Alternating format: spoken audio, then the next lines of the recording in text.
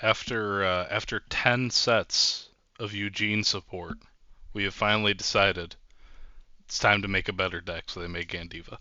Hey, welcome back, everybody. So, I've got Gandeeva all put together here. I've played a decent bit of games with this. This is just a set 10 build. There's not like a whole lot that's like outside of set 10. Like I mostly built this from set 10. So if you, I'll leave any like potential upgrades that you could put in, but otherwise this is just a very standard Gandiva deck. The couple games I played with this deck is insane. Like if you if you haven't like picked this up yet, you should pick it up. It's pretty good.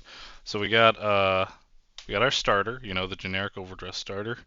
We have oops, that is the grade 2. We have the grade 1, which is Scarlet Flame Bow Soldier Ageared.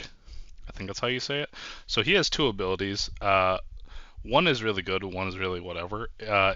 If if you're about to ride into the grade 2, if your opponent has two or less rear guards, or one or less, I believe it is. Yeah, one or less, my bad. You can not discard for riding up, which is really good. I love these kinds of effects. It keeps your hand nice and filled. And then if your opponent has two or more, you can call this out of your soul when you ride it. I don't really like doing the second bit. I normally just keep him in the soul, but if you need a booster, he's there. Our grade 2, he's got a amazing ability. So when you ride Gandeeva over him, you get to the next counterblast Gandeeva uses costs uh, one less. So Gandeeva's ability is a counterblast one, so you get a free use on his ability. Really good card. Insanely good ride line. And lastly is Gandeeva himself. So Gandeeva has a couple abilities. The first is your front row gets 2,000 for every face down removed from the game card that or you have, and then if you have five or more face downs removed from plays, he gets a crit. So once you hit five, your front row gets plus 10. He gets a crit. Very cool. How are you going to get there though? His other ability. Every time your opponent's rear guard is retired, you take a card from your drop zone and remove it from the game. And then his his main skill, I guess that is kind of his main skill, but the skill that we'll be using the counterblast for, or getting counterblast off with him, is you can counterblast one, call grades on the opponent's board. So if they have like, if their board is like this, for example, like they have this on their board, you would call 012, 012, and you're going to look at the top five cards of your, or reveal the top five cards of your deck, and then for every one in your top five that's the same grade, you snipe one of your opponent's rear guards. And if you got one or less, you get to draw a card and choose a card from your grave and remove it face down. So it's a very kind of free effect. You can, depending on what your opponent has on board, you practically get a board wipe off of that. I mean, if they have like, the like a 0, 1, 2, 3, and you reveal all five, you can just kill 4 units, which is pretty good. That last effect, though, the if you did one or less, you draw bind a card. You're gonna see that a lot on some of the rest of the cards in this deck, but that is it for the ride line. If you want to change this up and you know the Bavasvagra ride line, you can trade these two out for her starter and her grade 1, which basically gets you discard fodder for the next turn, which is kind of good, but like I said, I built this out of set 10, so we'll leave that there. On to our grade 3s. We have a bit of a heavy grade 3 portion, so we'll just do this. We're going to start with 3 more copies of Gandeeva and 1 copy of the Grail, so 4 Persona Rides. Persona Riding in this deck is horrifying because once you normally on your turn 3 you're getting to 5 cards to get the crit. Like the deck just kind of goes pretty quick, so Afterwards, you hit Persona Ride. Now your front row is getting plus 20, and then if you can keep binding cards, it just keeps getting bigger, bigger. It's really gross, but it's also very fun. So that's it for there. And then 3 copies of Scarlet Flame Bow General Sturguna. Is that how you say it? So he has a really cool ability. You can Soul Blast one and bind another one of your rear guards. If your Vanguard is Gandeeva, uh, bind face down. You kill one of your opponent's rear guards, and if you did not kill them, one of their rear guards, you draw a card and you bind a card. So if they don't have anything, well, you've just bound 2 cards and you get a free draw. And if you do kill something, you get to have one bound off him, one bound from Gandeeva's ability. You don't get the draw, but that's not super horrible if you don't get the draw, because this deck just pluses like crazy. And lastly, 3 copies of Best Harvest. You give your Vanguard the ability every time one of your opponent's rear guards is retired, you draw a card. It is very gross in this deck, especially because a lot of cards just get you advantage for free.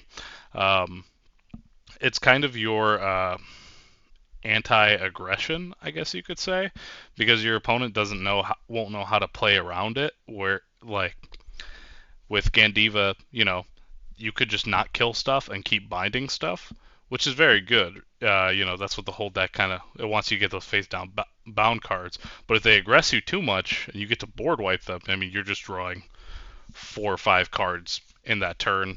Really, really good. Very broken. That is it for our grade 3 lineup. Going on to the grade 2s, a bit of a stacked grade 2 count. We have the Drag Ritter Alpha Quar, I think is the name. He is your multi-attack extension in the deck, and he's insanely good. When your Vanguard with Gandeeva attacks, you can counterblast 1, bind him face down, and then look at top 5 and call 1 to your rear guard. It's free. It's really free. You get an extra name in there, or an extra bound. You get another attack. It's a good card. It's a very good card. And then we have Scarlet Flame Bow General. They all have such weird names. It's Ruguet. So he's kind of the same as the grade 3. You can counterblast 1 to kill something, and then if you didn't, you bind a card from drop and you draw a card. Very good. You don't really need 4 copies. At least it doesn't feel like you need more than the 3 copies, because there are just better retire cards in general.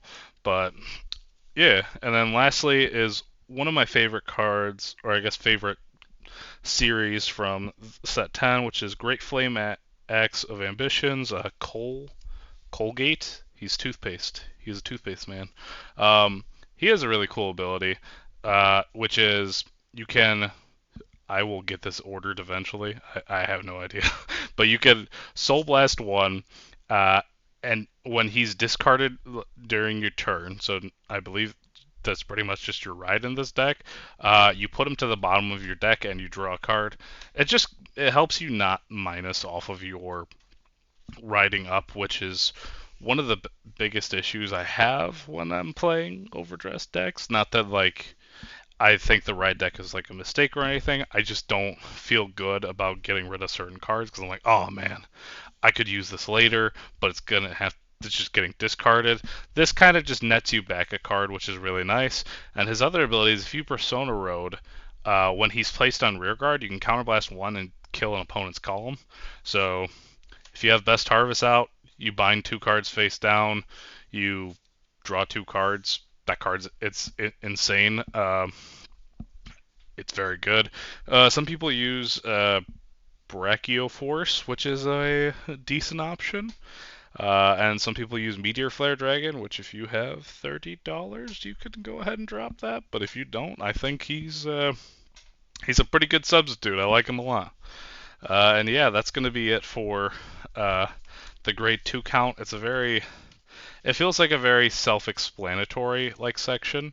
I mean, I guess minus this guy, but all of the cards you pretty much have a very crucial spot in the deck, so you want to run them at the most copies that you can run them at. Going on to our grade 1s, we have 3 copies of Bosin. Bosin. I think that's how you say his name.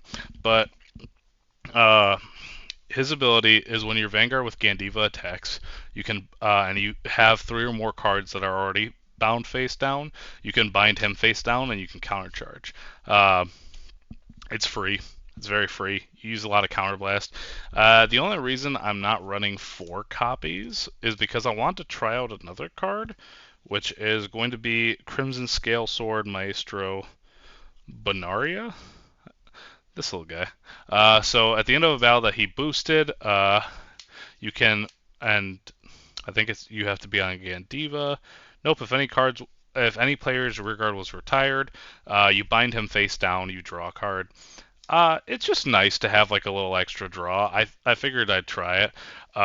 If you don't want to try him or you just don't like him, you can cut this for 1 more copy of here, and then this can become kind of anything you want. Like you could make it into an extra of that grade 2 that I was only playing 3 of. You can make it an extra of the grade 3. Um, yeah, the the choice is yours.